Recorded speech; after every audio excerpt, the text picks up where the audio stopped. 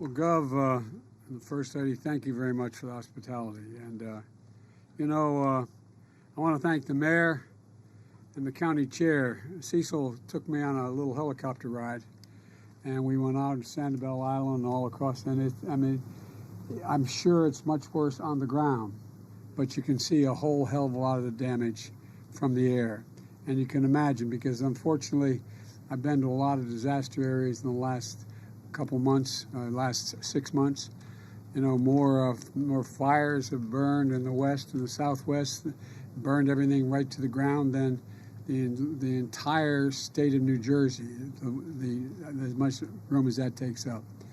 And the reservoirs out west are down to almost zero. We're in a situation where the Colorado River looks more like a stream. There's a lot going on. And I think the one thing this has finally ended is a discussion about whether or not there's climate change and we should do something about it.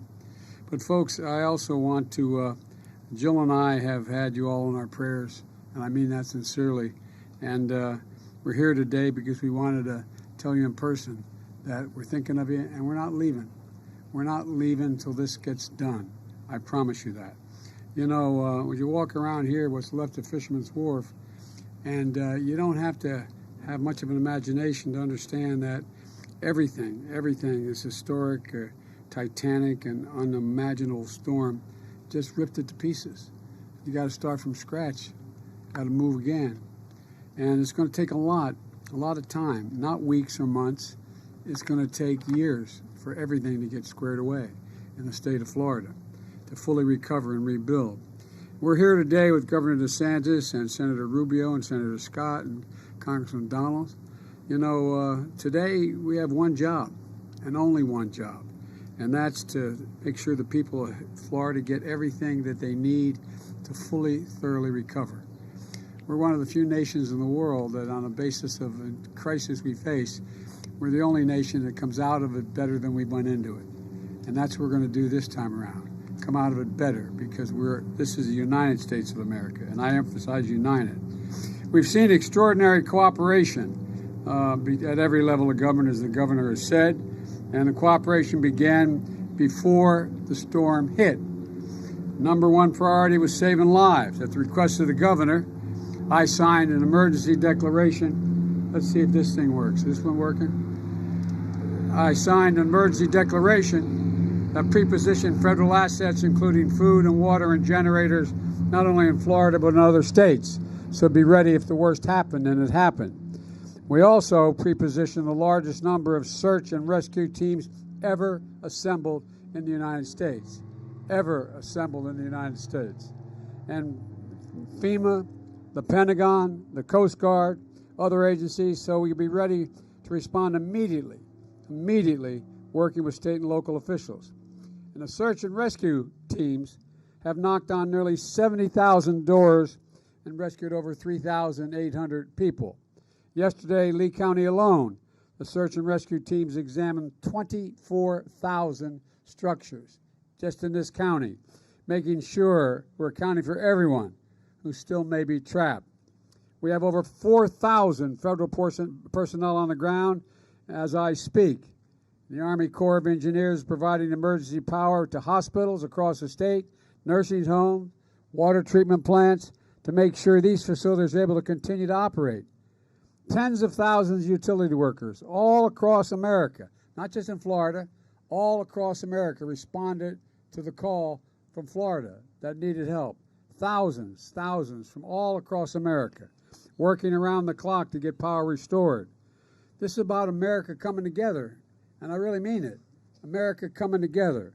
FEMA has also delivered, as has been mentioned, 4 million meals, more millions of bottles of water, and making sure that you have the immediate necessities.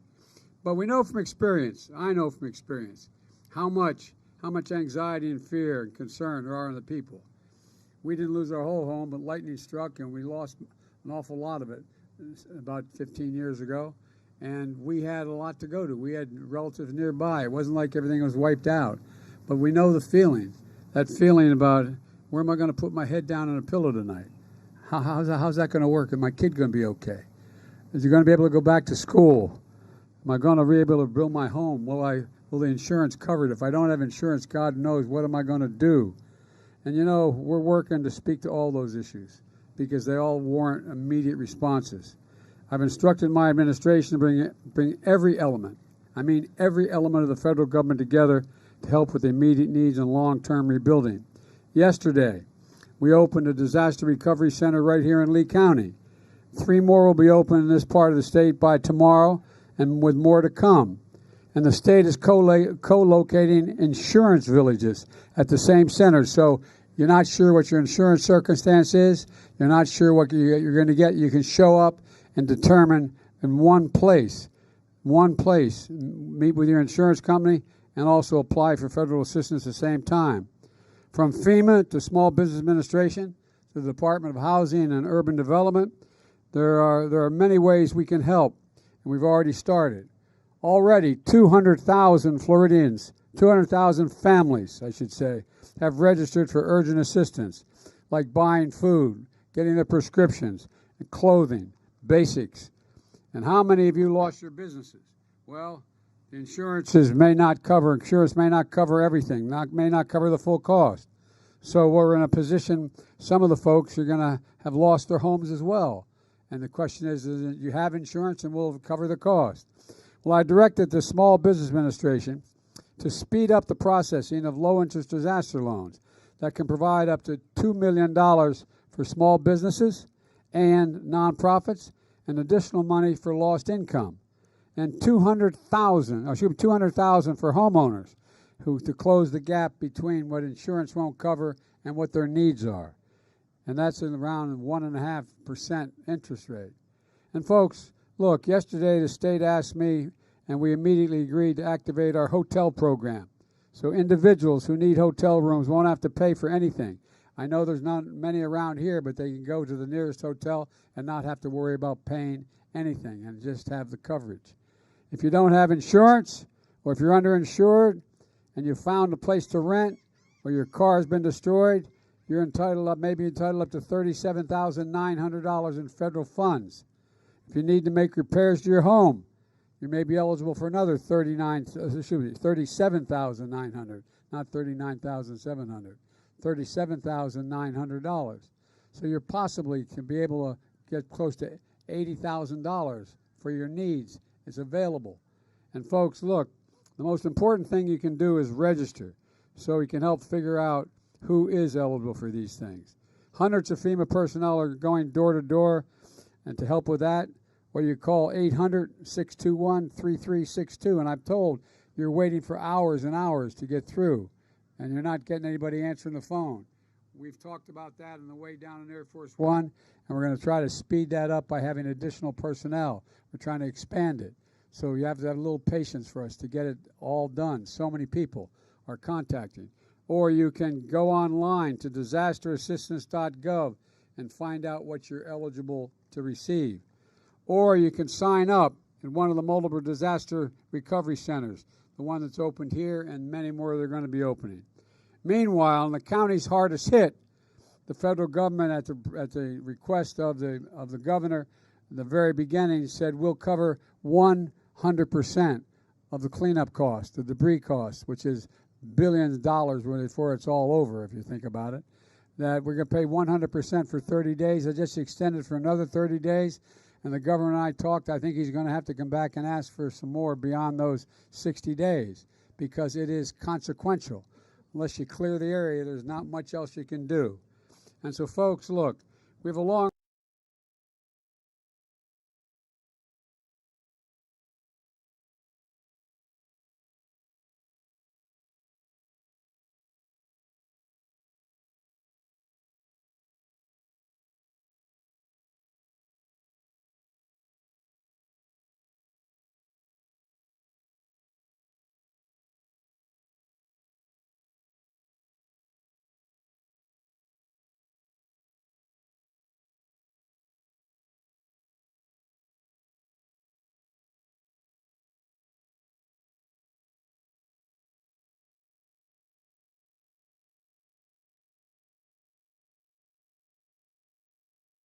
Sanibel Causeway is ripped in two, standing hundreds of people outside.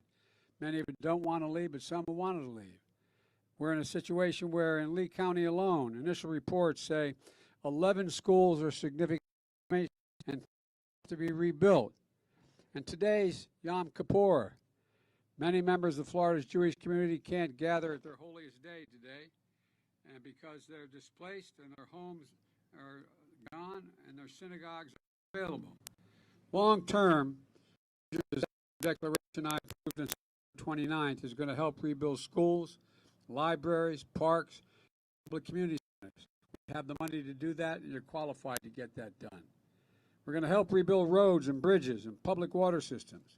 We've already allocated funding from the infrastructure law that I signed to continue making Florida's power grid more resilient than it is now, to ensure that power comes back on faster and reduce the cost of repairs and rebuilding, because there will be more storms. There will be more storms. When I was vice president, we provided Florida with $200 million to install a smart grid technology, and as a result, the power is being restored quicker in Florida today than it's ever been restored when it's gone out. Florida's already set to receive $13 billion over the next 5 years in federal funding for highways and for bridges. Back better and stronger to withstand the next storm. We can't build back to what it was before. You got to build back better, because we know more is coming. I was talking to someone who was on Sanibel Island saying that around those homes that were built later and had different roofs and different foundations, they did very well. They survived. We can build to withstand the kind of things that you've faced of late. And folks, take the state and local partners, the private sector working together. And here's the deal. I promise you we're going to be with you every step of the way. The people of Florida, to all of you, we're in this together. This is the United States of America. The United States of America. It's not something else. All, because a lot of people around the country are going through similar disasters. As I said to a couple of the folks I was talking to, and I'll end with this. You know, I've been out, I guess now, how you count them, 12 major disasters around the country. You know, more timber, more homes, more buildings, more police stations, fire stations, etc., have burned to the ground in California, Oregon, Oregon, Washington State, Idaho, down in New Mexico and Arizona, then makes up the entirety of the state of New Jersey. To the ground, gone. And so the thing I plead with you to do, and I'm sure you will, we're going to get you all through this. You're going to get it because of the grit of all of you. But when you get it done, this is the United States of America. We're all in this together. Thank you.